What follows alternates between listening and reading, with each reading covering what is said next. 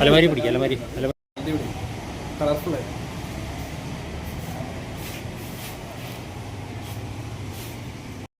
പോരെ. ഒരു മിനിറ്റ്, അഞ്ച് മിനിറ്റ്.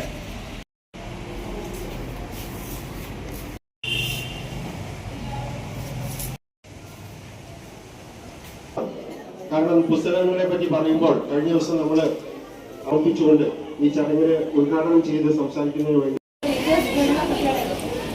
വായന എന്നത് അന്യം നിന്ന് പോകുന്ന ഈ സമയത്ത് ഇത്രയും നല്ലൊരു ലൈബ്രറിയായി നിങ്ങൾക്ക് ഏത് സമയവും പ്രയോജനപ്പെടുന്ന രീതിയിൽ ഇതുപോലെ ഒരു ലൈബ്രറി നിങ്ങൾക്ക് സമർപ്പിച്ച അജിത് സാറിനെ വിദ്യയുടെ എല്ലാവിധ അഭിനന്ദനങ്ങളും അറിയിക്കുകയാണ്. അതുപോലെ തന്നെ ഈ ലൈബ്രറി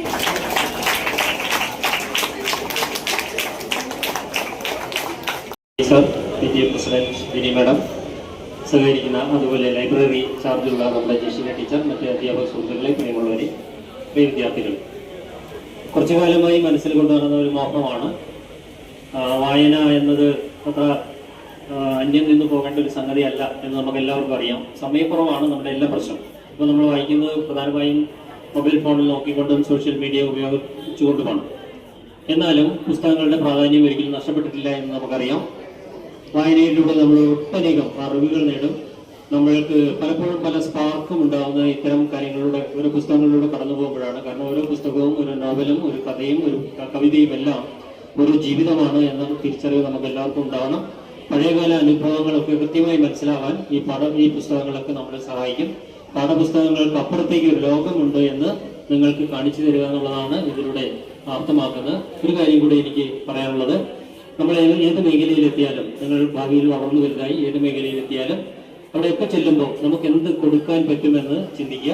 എനിക്ക് എന്ത് കിട്ടും എന്നതിനേക്കാൾ കൂടുതൽ നമുക്ക് എന്ത് കൊടുക്കാൻ പറ്റും നമ്മുടെ സ്ഥാപനത്തിനും സമൂഹത്തിനും ഒക്കെ ഈ നാടിനും നമുക്ക് എന്ത് നൽകാൻ പറ്റും എന്നതിനെ കുറിച്ച് നമ്മൾ ചിന്തിച്ചുകൊണ്ടേയിരിക്കുക. സ്വാഭാവികമായും അതിനുള്ള അവസരങ്ങൾ വന്നു ചേരും. ഇതിപ്പോൾ ഏകദേശം 150ഓളം പുസ്തകങ്ങൾ എനിക്ക് കിട്ടിയതാണ്. ഞാനത് ഈ വിദ്യാലയത്തിനും ഈ വിദ്യാർത്ഥി സമൂഹത്തിനുമായി സമർപ്പിക്കുകയാണ്.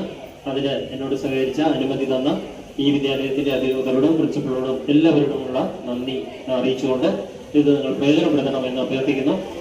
കുറിച്ച് രണ്ട് വാക്ക് പറയാതിരിക്കാനില്ല.